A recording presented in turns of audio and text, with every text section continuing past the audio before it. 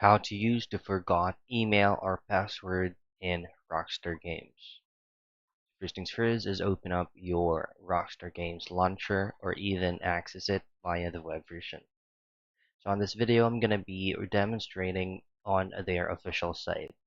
So once you're here, all you have to do is just to go into the login page by clicking this profile menu and then heading into sign in. Now you can still recover your account if you forgot your password, but you still have an access with your email.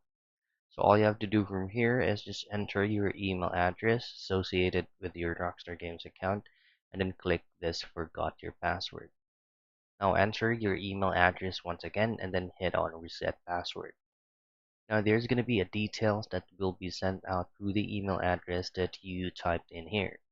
You just have to follow all the on-screen prompts so that you can successfully reset your Rockstar Games password. And that is how you use the forgot password and email on Rockstar Games.